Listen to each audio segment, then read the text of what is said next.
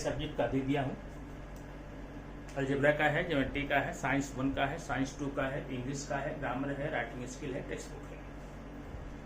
अभी आइए हम आपको एक नए सब्जेक्ट की तरफ लेकर चलते हैं जो कि आपके लिए बड़ा इंपॉर्टेंट है और शायद उसको आप बहुत कम टाइम देते हैं। ध्यान दीजिए, आपको देना चाहिए। वो विषय कौन सा है पता है आपको? वो विषय है इतिहास। क्या है? इतिहास। इतिहास हमारी जिंदगी का एक बड़ा ही महत्वपूर्ण, बहुत जबरदस्त इंपॉर्टेंट फैक्टर है, विषय है। इसको कभी भी आप अवॉइड नहीं कर सकते। जानते हैं क्या होगा? अगर मान लो आज आप अपना इतिहास भूल जाएं तो आपको ये भी पता नहीं चलेगा कि आपके पेरेंट्स कौन थे, आपकी जाति क्या है, धर्म क्या है, देश क्या है, कर्तव्य क्या है, निष्ठा क्या है, आपकी प्रॉपर्टी क्या है। ठीक है ना? इसलिए आपको अपने इतिहास को समझना, याद रखना हमेशा जरूरी होता है। और साथ साथ हम आने वाले भविष्य में ऐसी कोई गलती, ऐसी कोई गलत काम न करें जिसका दुष्परिणाम भयंकर होता है, ये समझने के लिए भी आपको इतिहास में जाना पड़ता है। आप रामायण की कहानियां सुने हैं, महाभारत की कहानियां सुने हैं, ढेर सारी कहानियां सुने हैं। उसमें आपको क्या बताया जाता है? ये दिखाया जाता है उसमें दो पक्ष हैं, एक धर्म है, एक अधर्म है। दोनों में संघर्ष चलता है, काफी समय तक चलता है। अंततः अंततो गत्वा धर्म की विजय और धर्म की पराजय होती है। कि हमको कौन बताता है? इतिहास बताता है। इसलिए इतिहास पढ़ना जरूरी है। इसलिए हम आज कक्षा 10वीं वालों के लिए उनकी इतिहास के विषय का पहला चैप्टर शुरू कर रहे हैं। इसमें हम आपको 2 वीडियो देंगे। 2 वीडियो में पूरा का पूरा लेसन कंप्लीट हो जाएगा। उसमें कुछ आंसर रहेगा, कुछ और जितनी भी एक्टिविटीज हैं वो सब आपको दी जाएगी। आइए देखते हैं इतिहास। तो सबसे पहले इतिहास, ये इतिहास होता क्या है, इतिहास कहते किसे हैं? अगर ध्यान से देखें, अगर मैं यहां हटा दूं, जैसे यहां लिखता हूं इति प्लस हास। इतिहास 2 शब्दों से मिलकर बना हुआ है। पहला शब्द है इति और दूसरा है हास। इति माने ऐसा ही, ऐसा ही। हास मीन्स हुआ है, ऐसा ही हुआ है या ऐसा ही हुआ था। जो साधन, जो स्रोत, जो किताबें हमें ये बताती हैं कि ऐसा ही हुआ था, उन साधनों को हम बोलते हैं ऐतिहासिक साधन या ऐतिहासिक स्रोत। ठीक है? तो जो चीजें हमें ये बता, इतिहास का मतलब है ऐसा ही हुआ था। और अगर देखा जाए तो इतिहास को इंग्लिश में हिस्ट्री बोलते हैं। तो हिस्ट्री शब्द कहां से आया? हिस्ट्री वर्ड आया है हेरोडेटस। हेरोडेटस, इनको इतिहास का जनक कहते हैं, फादर ऑफ हिस्ट्री। इन्हीं के नाम से इतिहास का नामकरण हुआ था। तो ये था इतिहास के बारे में थोड़ी सी जानकारी और इम्पोर्टेंस। आइए हम देखते हैं आपके पहले चैप्टर में इतिहास क्या कहता है। पहले चैप्टर का नाम है इतिहास का लेखन। माने इतिहास का लेखन कैसे किया गया। इतिहास हम समझने के लिए हमें इतिहास लेखन को समझना, अच्छी तरह समझना बहुत जरूरी होता है। क्यों होता जरूरी? क्योंकि इतिहास जो लिखा गया है उसी के आधार पर हम प्राचीन काल के समय के बारे में अपनी अवधारणाओं का निर्माण करते हैं, अपने विचारों का निर्माण करते हैं कि उस समय ऐसा घटित हुआ होगा। कि हमको कौन बताता है? इतिहास लेखन। अब इतिहास लेखन आपकी हिस्ट्री की बुक में 2 पार्ट में किया गया है। एक है पाश्चात्य माने पश्चिमी देशों का, और एक है भारत का। ठीक है? 2 चैप्टर में हम दोनों इतिहास लेखन की परंपराओं को, विशेषताओं को पढ़ने वाले हैं। तो आइए देखते हैं इतिहास लेखन आखिर होता क्या है, इतिहास लेखन कहते किसे हैं। अब इतिहास लेखन समझने के लिए आपको देखना पड़ेगा कि इतिहास लेखन जो है, इतिहास लेखन निरंतर चलती रहने वाली एक प्रक्रिया है।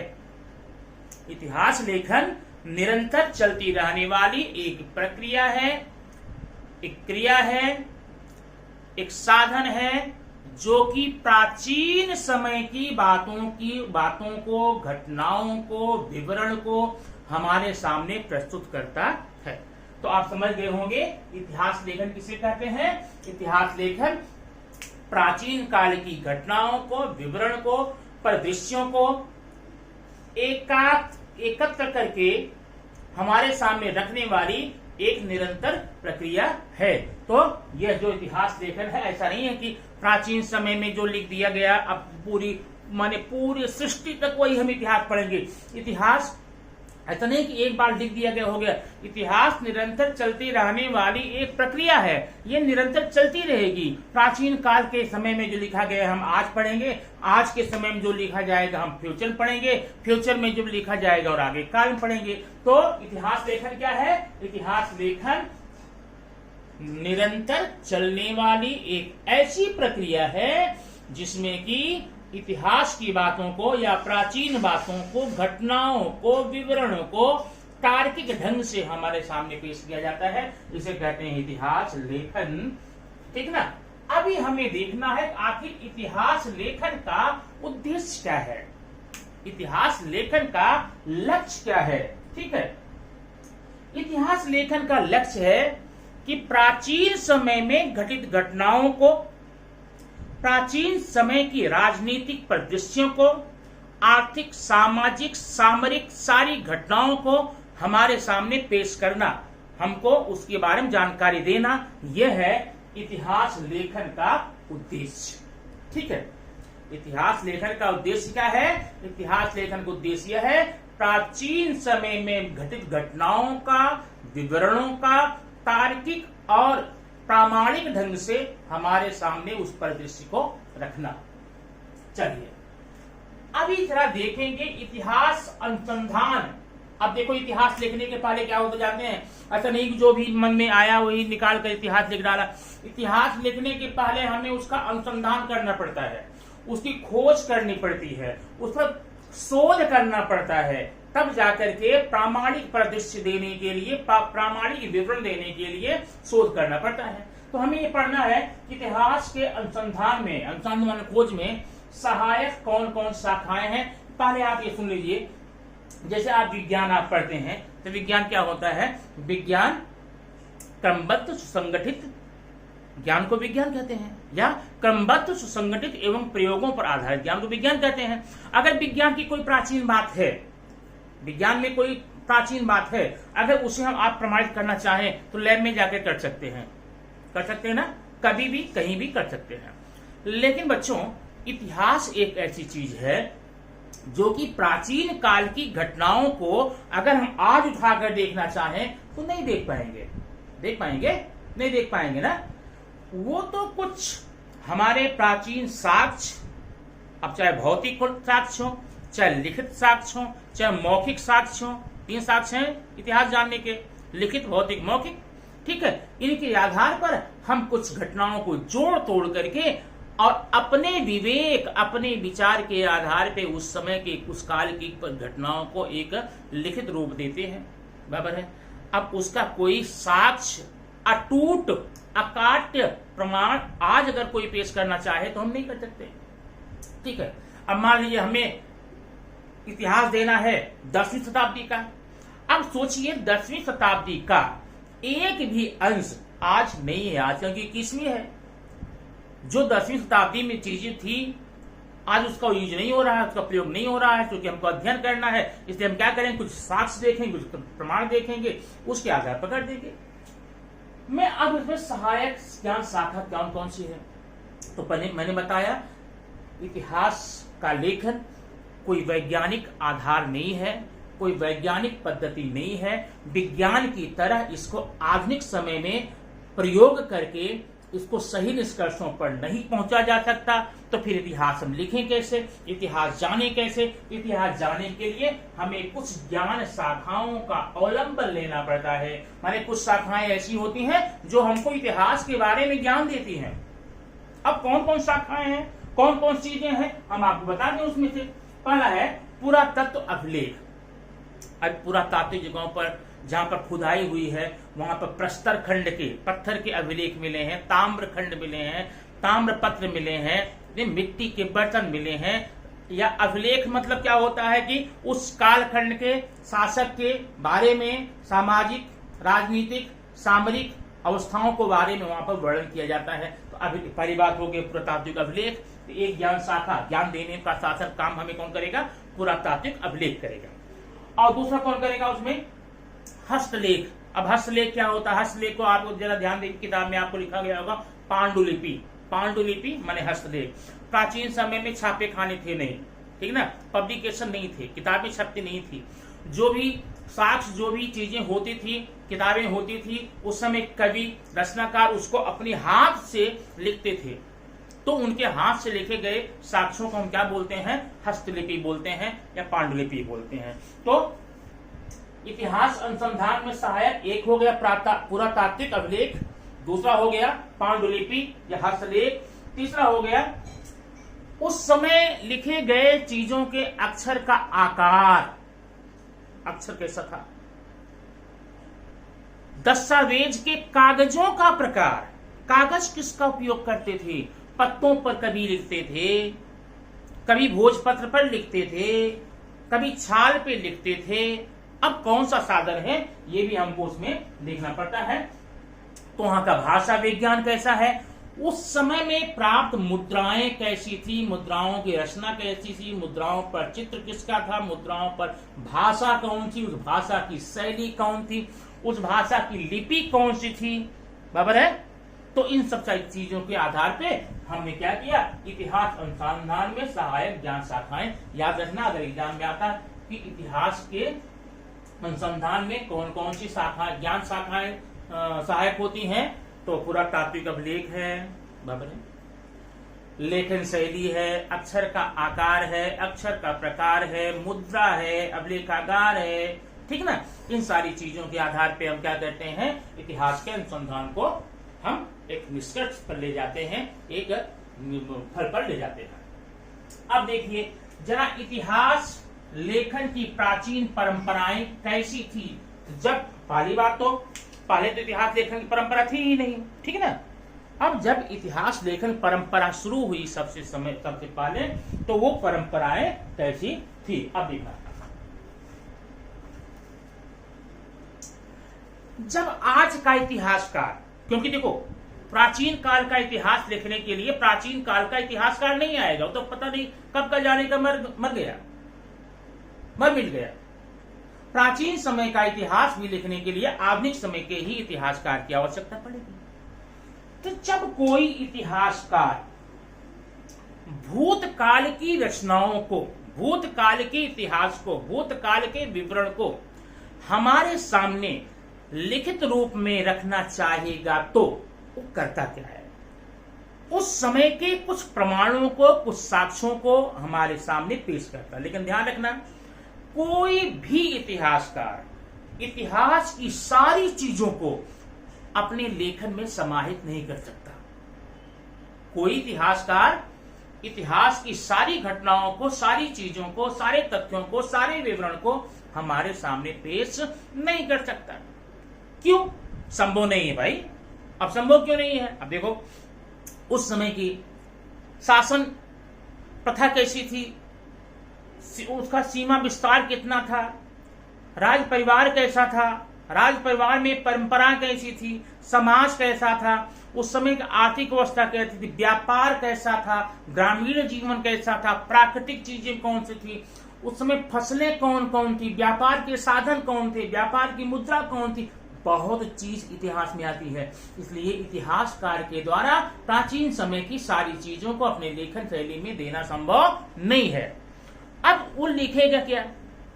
कोई भी इतिहासकार उस समय की घटना को, वही घटना लिखना चाहेगा, उन्हीं चीजों को दिखाना चाहेगा जो वह अपने विवेक और बुद्धि से हमारे सामने दिखाने की इच्छा रखता है।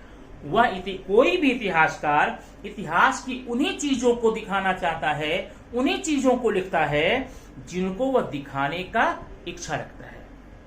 अगर उसके दिमाग में है कि मैं इस पब्लिक को, जनता को वहां के राजतंत्र के बारे में बताऊंगा, तो राजा का, रानी का, राजकुमार का, राज परिवार का, राज दरबार का, इन्हीं बातों को करेगा। वो कहां पर अटैक किया, कितनी बार जीता, कितनी बार हारा, इन बातों को कहेगा, लिखेगा। अगर वो चाहेगा कि मैं उस समय की व्यापार व्यवस्था दिखाऊं, व्यापारिक परिदृश्य कैसा था, तो व्यापार की बात को लिखेगा। ठीक है ना। तो कोई इतिहासकार अपने इतिहास में सिर्फ उन्हीं चीजों को लिखता है जिनको वह हमें दिखाना चाहता है, जिन्हें बताना चाहता है। ठीक है। अब आगे देखेंगे। ये तो था इतिहास लेखन की प्राचीन परंपरा। प्राचीन परंपरा क्या थी? कोई भी इतिहासकार प्राचीन समय की सिर्फ उन्हीं बातों को सामने रखता था जिनको वह बताना चाहता था, जो उनका बताना उद्देश्य था। अच्छा, अब ये प्राचीन परंपरा थी। और प्राचीन परंपरा के पहले की बात क्या थी? पहले की बात में इतिहास लेखन परंपरा थी नहीं, लेखन पद्धति थी नहीं, वर्ण ज्ञान था नहीं, लिपि का आविष्कार नहीं हुआ था। तो क्या प्राचीन काल में इतिहास नहीं था? हाँ था। कैसे था? तो प्राचीन काल में जब लेखन परंपरा नहीं थी तो इतिहास को लिखित साक्ष्य माध्यम से नहीं, मौखिक साक्ष्य से, नाटक के रूप में, गायन के रूप में, लोक गीतों के रूप में, इस रूप में एक पीढ़ी से दूसरी पीढ़ी तक पहुंचाया जाता था ना। नाना नानी अपने छोटे बच्चों को कहानियां सुनाते थे प्राचीन काल की। वो बच्चे जब बड़े हो जाएंगे अपने बच्चों को सुनाते थे। इस तरह से इतिहास की मौखिक जानकारी एक पीढ़ी से दूसरी पीढ़ी तक चला करती। ठीक है। आइए देखते हैं इतिहास की। ये तो प्राचीन पद्धति हो गई। इतिहास की आधुनिक परंपरा कैसी थी? बड़ा इंपॉर्टेंट है, जरा देखना। नंबर 1 ध्यान देना, इसे याद कर लेना भी।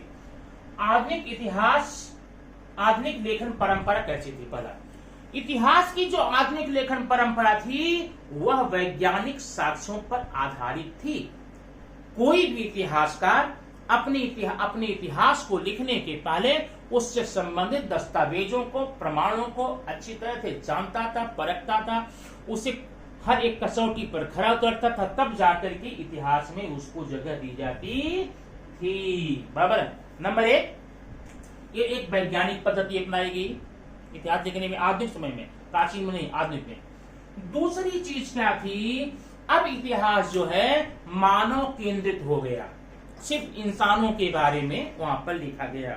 इंसानों को, उनका सामाजिक ढांचा कैसा था, सामाजिक ताना बाना कैसा था, पारिवारिक रचना कैसी थी, परिवार पितृ प्रधान था कि मातृ प्रधान था, ये सारी चीजें दिखाई जाने लगी। पहला हो गया वैज्ञानिक विधियों पर आधारित था, याद रखना।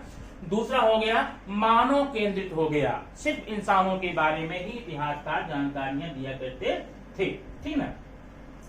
अब ये मानव केंद्रित का मतलब क्या है? जो प्राचीन परंपरा थी ना, प्राचीन काल में इतिहासकार अपने इतिहास में सिर्फ देवी देवताओं को ही महत्वपूर्ण स्थान देते थे। देवी देवता, मंदिर, चर्च, पुजारी, उसमें पुजारियों की जो कंडीशन थी, पुजारियों की अवस्था थी, वो राजा से भी बढ़कर होती थी। पुजारी लोग जो धर्म गुरु हुआ करते थे, पोप हुआ करते थे, उन्हीं के अनुशंसा पर, उन्हीं की कृपा से, उन्हीं की बातों से कोई शासक अपने शासन चलाता था। पहले ये था। लेकिन अब आधुनिक काल में इतिहासकारों ने अपने इतिहास लेखन से इन धार्मिक अनावश्यक रीतियों को, रूढ़ियों को अलग करके मानव केंद्रित करने का निर्णय कर लिया। ठीक है।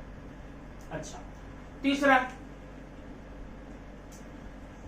अब के इतिहास में उन्हीं प्रश्नों का समावेश था जिनका पूरे प्रमाण के साथ सटीक आंसर दिया जा सके, पूरी विश्वसनीयता के साथ जिनका उत्तर दिया जा सके, ऐसे ही प्रश्नों का समावेश इस इतिहास में किया गया था। ठीक है। अगला चौथा है, भूतकाल में मानव समाज द्वारा किए गए कार्य, व्यापार के आधार पर इतिहास में मानव की उन्नति को दर्शाया जाने लग गया था। ठीक है। इस प्रकार से ये आधुनिक इतिहास परंपरा है। अब अगला चैप्टर, अगला टॉपिक जो हमारा है यूरोप में लेखन की परंपरा हम पढ़ेंगे। इस परंपरा में पढ़ने के लिए हमें कुछ उस समय के महत्वपूर्ण विचारकों के बारे में पढ़ना पड़ेगा, उन्होंने इतिहास में क्या योगदान दिया वो पढ़ना पड़ेगा। ये चीजें मैं आपको अगले वीडियो में दूंगा, क्योंकि एक वीडियो में पढ़ने पर ये बड़ा हो सकता है। तो वेट कीजिए अगले वीडियो का, मैं वो शीघ्र ही आपके पास वो वीडियो भेज सकता हूँ। Okay, thank you. लेकिन इसे ध्यान से पढ़िए और ध्यान रखिए कि वीडियो पूरा देखिए। आप लोग कभी कभी क्या सब्सक्राइब करते हैं तो देखते सब्सक्राइब करके आगे निकल गए कि सर का तो मैंने कर दिया सब्सक्राइब हो गया, ऐसा नहीं होता है। पहले वीडियो पूरा देखिए, पूरा देखने के बाद तब सब्सक्राइब करेंगे, तब जाकर वो सब्सक्रिप्शन मुझे मिलेगा, नहीं तो नहीं मिलता है। ठीक है, तो इस बात पर ध्यान दीजिए। आगे का वीडियो मैं आपको शीघ्र ही दूंगा। Okay, thank you.